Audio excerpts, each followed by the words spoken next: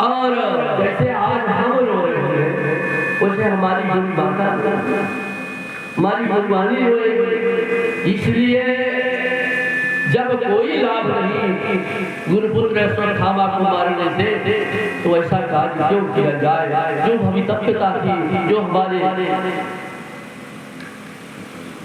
भाग्य में लिखा था, जैसा प्रारब्ध लगा था वैसा हो।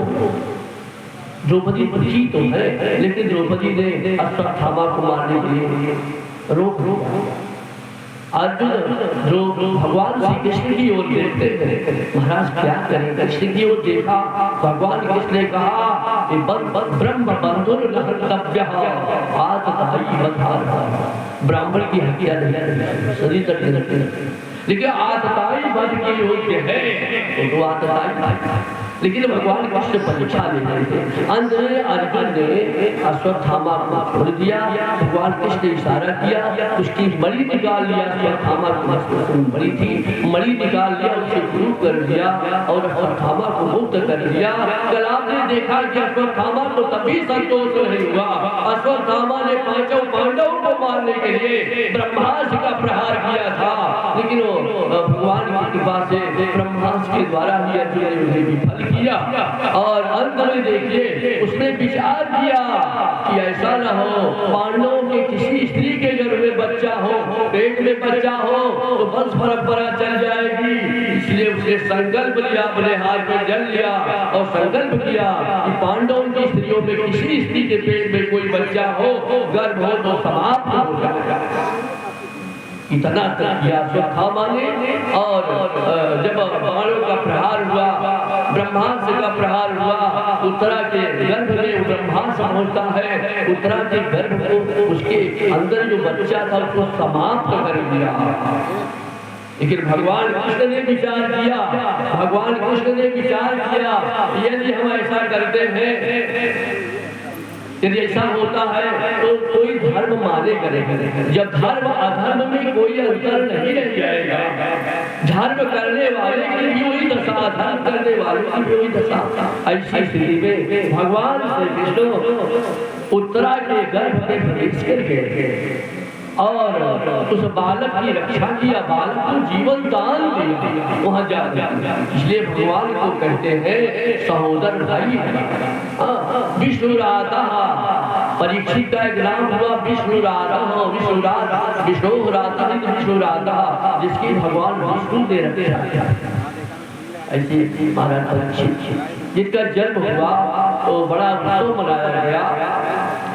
समय आने पर परीक्षित का जन्म हुआ, ब्राह्मणों ने कुंडली बनाई, ये बलि के समान काली होगा, शिव के समान ये परिग्रह रहित होगा और भरत के समान ये बलवान होगा, अर्जुन के समान धनुर्धारी होगा। इस बालक के जीवन काल में कलयुग का आगमन होगा।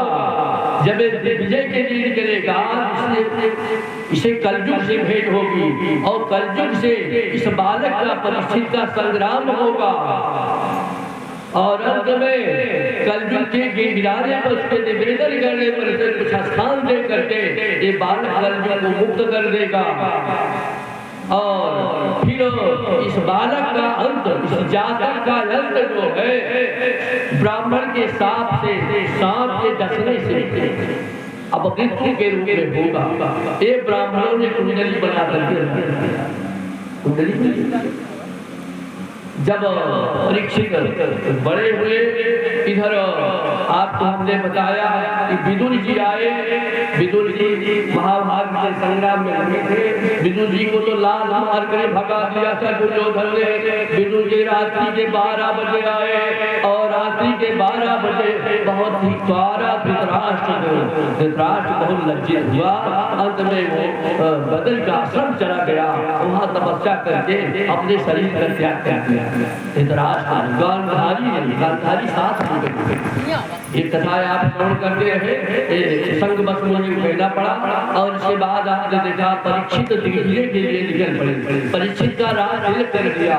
जब धृतराष्ट्र गांधारी वन के लिए चले गए, बदल का आश्रम में तपस्या करने चले गए तो धर्मराज युधिष्ठिर अपने बड़े पिता धृतराष्ट्र और बड़ी माता गांधारी के लिए बहुत दुखी हुए, बहुत रोए, बहुत दुखी हुए और अंत में उन्होंने राजगद्दी का त्याग कर दिया और परीक्षित को राजगद्दी पर बैठाया, उनका राज तिलक किया। परीक्षित जो है वो दिग्विजय के लिए वंश परंपरा के अनुसार दिग्विजय के लिए सभी दिशाओं में तमाम राजाओं पर विजय प्राप्त किया और उनके साम्राज्य को अपने साम्राज्य हस्तिनापुर में मिलाया। एक बार की बात है, उत्तर दिशा की ओर महाराज परीक्षित जा रहे थे। एक काला कलूटा व्यक्ति हाथ में लाठी लिए था और बड़ी बड़ूरता से बैल को पीट रहा था। बैल के तीन पैर तोड़ दिए, तीन टांग। परीक्षित पहुंचे, इन्हें बड़ी दया आई परीक्षित को। परीक्षित ने तत्काल अस्त्र उठाया, उन्हें मारना चाहा। बोलो तो कौन हो? पहले इस बेच कर क्या करो? तो सूद जैसे है बच्चे, सूद जैसे प्रतीत हो रहा है, सूद जैसे प्रतीत हो रहा है। और ये राजा के जब उसने कहा, उसने बेच कर क्या करना है, वास्तविक बीच में आया। उसने कहा महाराज मैं कलयुग, मेरे तीन भाई संयुक्त नेता द्वापर आए, पृथ्वी पर राज्य करके लगे, विधाता ने हमें आप राजा परीक्षित ने कहा कि अनाचारी हो, तुम्हें मैं छोड़ नहीं सकता, तुमने तीन टांगे बैठी भाई जो बात कर बैठी, तुमने तीन टांगे तोड़ दी। ऐसी स्थिति में मैं तुम्हें प्राण नहीं दे सकता। कलयुग गिड़गिड़ाने लगे, महाराज हमने केवल अवगुण ही नहीं गुण की बहुत बड़ा कहा। क्या कहा? अन्य युगों में समाधि लगाने से, तपस्या करने से जो फल प्राप्त होता था, हमारे युग में वही भगवान का संकीर्तन करने से प्राप्त होता। कलौ केशव कीर्तना समाधि लगाना, यज्ञ यागादि करना, ये तो कठिन विषय है, लेकिन भगवान का संकीर्तन ये तो हर व्यक्ति कर सकता है, गरीब से गरीब आदमी कीर्तन कर सकता है। तो कहा जो भगवान का संकीर्तन करेगा उसकी मुक्ति हो जाएगी। कलौ केशव कीर्तना, कलयुग में भगवान श्री कृष्ण के चिंतन से, उनके संकीर्तन करने से जीवों की मुक्ति हो जाती है।